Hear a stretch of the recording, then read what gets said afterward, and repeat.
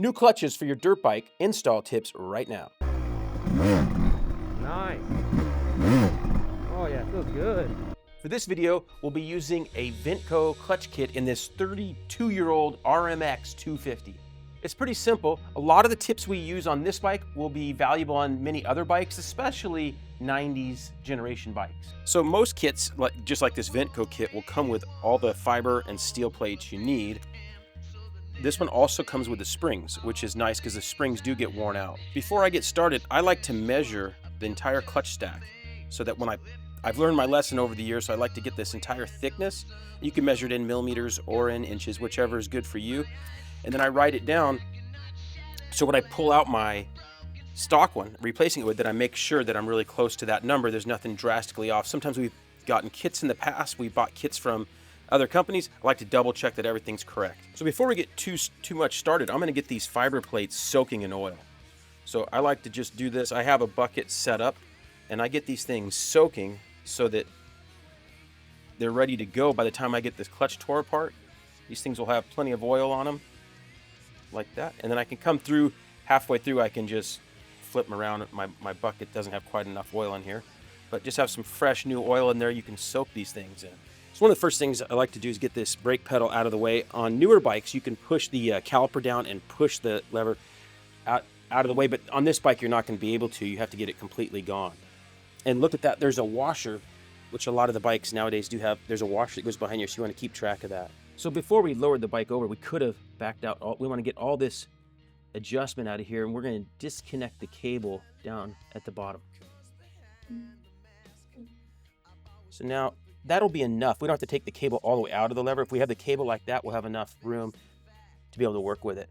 So with it loose up top, we can pull this off like this. On some bikes, you can then pull the cable off. This bike, that doesn't want to give you enough room, so we'll have to take it off of here. And I want to mark it, so I put it back on in the same spot. Now this will be out of our way. We can just leave it anywhere like that. I set up a little work table with a bike stand so that I have that right there next to me to be able to set bolts at.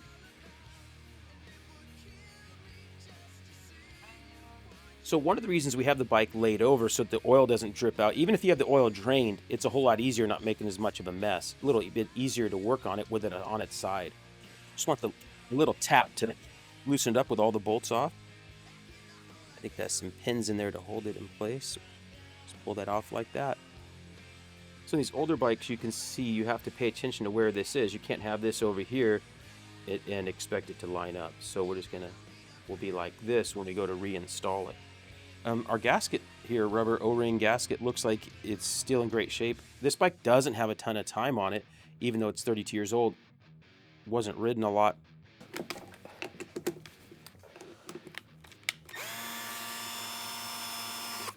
Pulling the pressure plate off. Right away, we can see that there's just little wear. So this thing's really still like new, which we kind of suspected.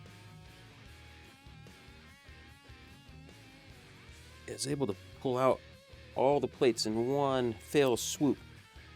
A little bit of glaze on the fibers, and these things are really stuck together. I think got some flaking coming off just because they're so dang old, really.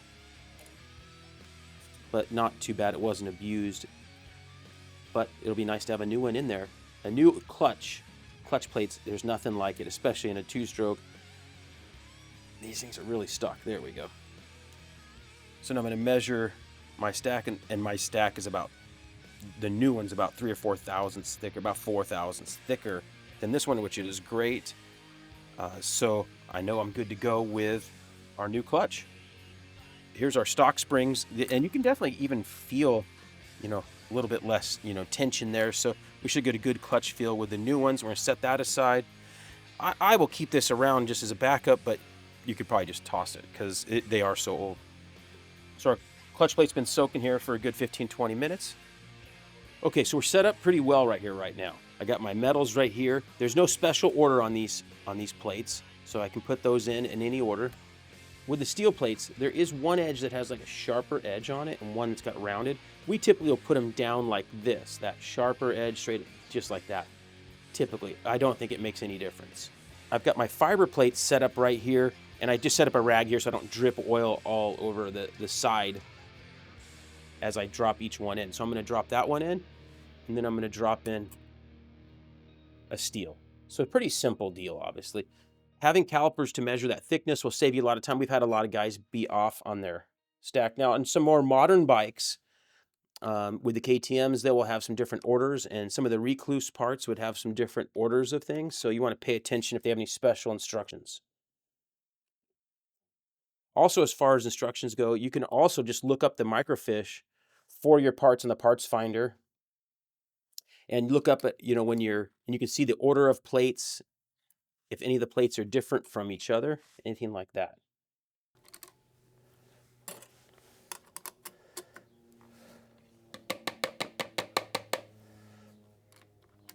Okay, again, our pressure plate was all in great shape.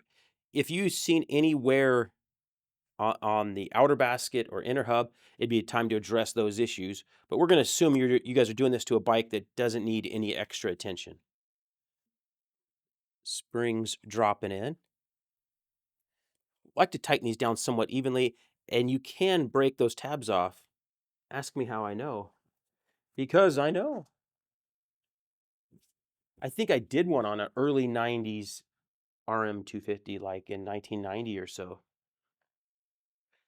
Very small threads, on the bolts. So I'm keeping pressure on the spring while I get it started. And that's why I'm not using my gun. I don't want to risk doing any damage. So they are small threads, and that's why I think they can get cross-threaded kind of easy. And you're keeping pressure. So it's a little tricky to do both, but I'm kind of getting them all.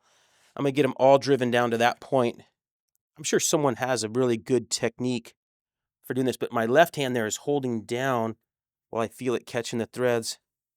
I could see something with a socket or something over the diameter collapsing that spring.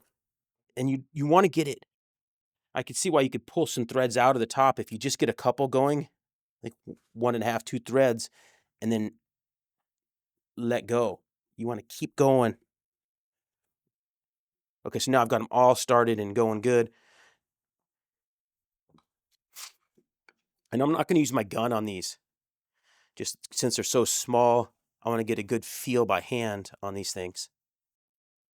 Okay, I'm bouncing around.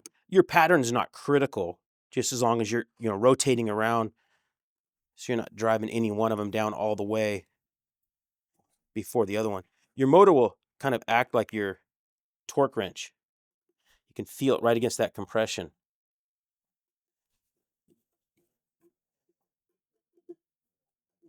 Okay, so now at this point, they're all, to like kind of turn the motor over there. And you can look up the exact torque and use your torque wrench if you'd like. It's such a small torque that I don't feel comfortable and don't trust that we don't overbrake and snap. I get a lot of guys commenting that when they went to torque it, they snapped it. Maybe their torque wrench is off. That's it. Okay.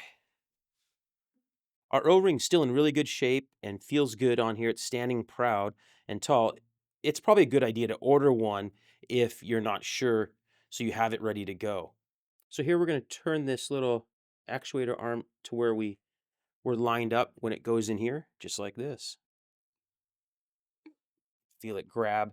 I was kind of turning these teeth a little bit to help it fall onto place. So we dropped it on, and there's little marks right here. So it's been a long time since I did one of these. It really doesn't matter where that lines up as long as your angle here is where you need it to be. I'm dropping our bolts in, and I'd like to make sure that we have the right length bolts in every spot. So you put them all in before you start tightening any of them down. So this way I can see that they're all standing just about the same distance up. So with these, it's just a good snug. I got a good feel with my T-handle. Okay, so now we have our cable back in here. We're going to put our bolt in here, and then we'll go adjust up top.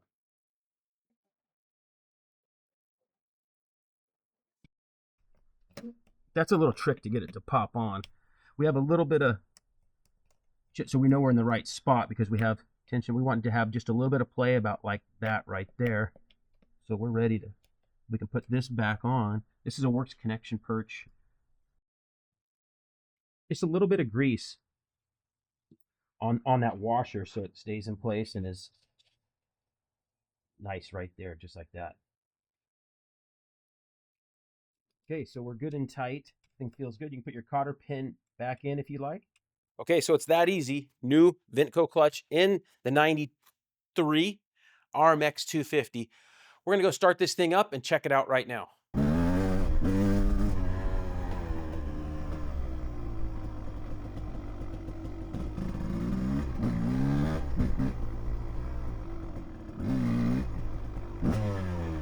Comes to a stop. Gets into neutral good. Oh, so good. And then, oh, it doesn't even lurch forward anymore. I used to do that before with the old clutch.